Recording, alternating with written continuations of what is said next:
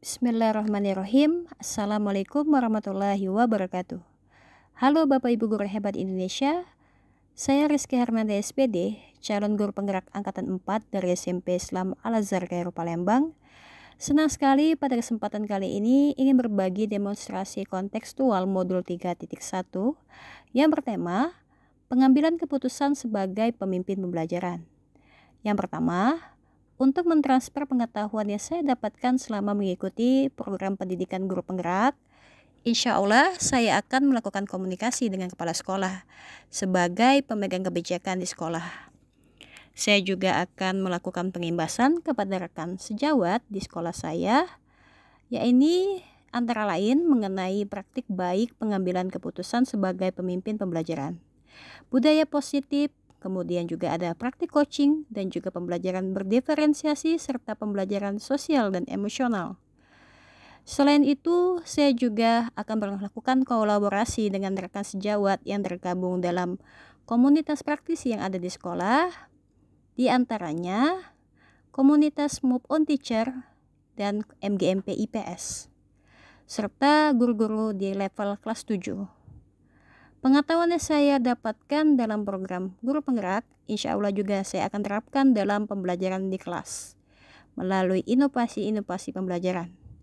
Kegiatan-kegiatan sekolah juga akan saya kolaborasikan dari hasil program pendidikan guru penggerak dan juga tempat tinggal saya serta komunitas praktisi lainnya di luar sekolah seperti Ikatan Guru Indonesia. Alhamdulillah, sekolah saya juga terpilih sebagai sekolah penggerak.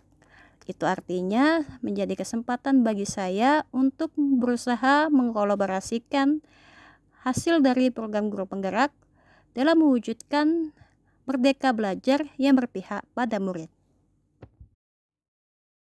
Kedua, langkah-langkah awal yang akan saya lakukan untuk memulai mengambil keputusan berdasarkan pemimpin pembelajaran adalah sebagai berikut. Pertama, saya akan menelaah situasi apa yang saya hadapi. Kemudian menentukan paradigma dilema etika apa yang akan saya gunakan untuk menyelesaikan situasi tersebut.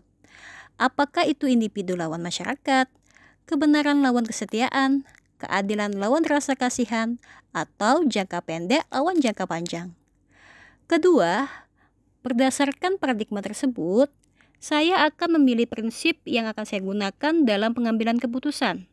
Apakah prinsip berpikir berbasis hasil akhir, berpikir berbasis peraturan, ataukah berpikir berbasis rasa peduli? Ketiga, berdasarkan paradigma dan prinsip dilema etika yang dipilih, dalam situasi yang dihadapi, saya akan melakukan pengambilan dan pengujian keputusan dengan menerapkan 9 langkah pengambilan dan pengujian keputusan. Adapun 9 langkah dalam pengambilan dan pengujian keputusan adalah sebagai berikut. 1. Mengenali bahwa ada nilai-nilai yang saling bertentangan.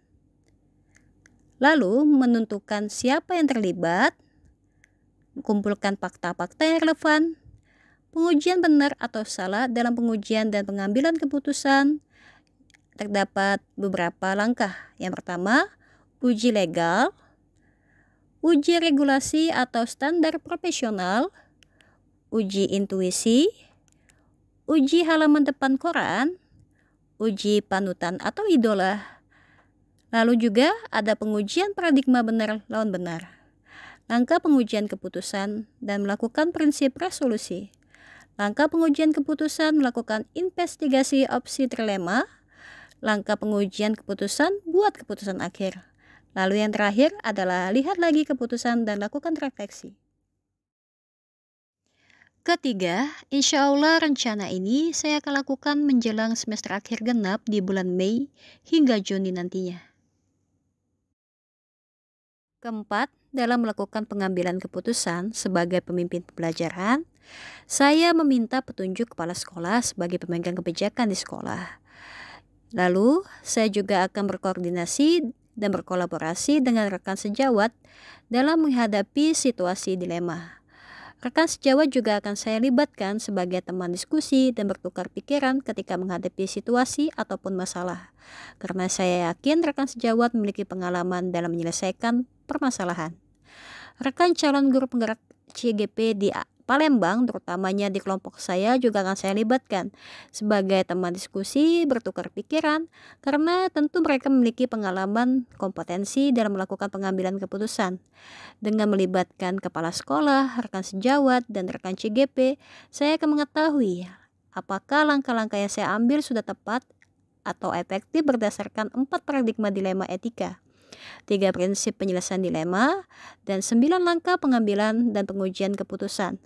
Sebagai guru yang ingin memperbaiki kualitas pembelajaran dan meningkatkan kompetensi diri, saya akan menerapkan langkah-langkah tersebut mulai saat ini. Saya juga insya Allah akan konsisten melaksanakannya mulai saat ini, besok, minggu depan, bulan depan, tahun depan, sampai saya mahir dan terbiasa melakukan pengambilan keputusan berdasarkan 4 paradigma dilema ITK, 3 prinsip penyelesaian dilema, dan 9 langkah pengambilan dan pengujian keputusan. Alhamdulillah, selesai sudah demonstrasi kontekstual modul 3.1 mengenai pengambilan keputusan sebagai pemimpin pembelajaran. Semoga bermanfaat ya Bapak Ibu. Terima kasih. Salam guru penggerak.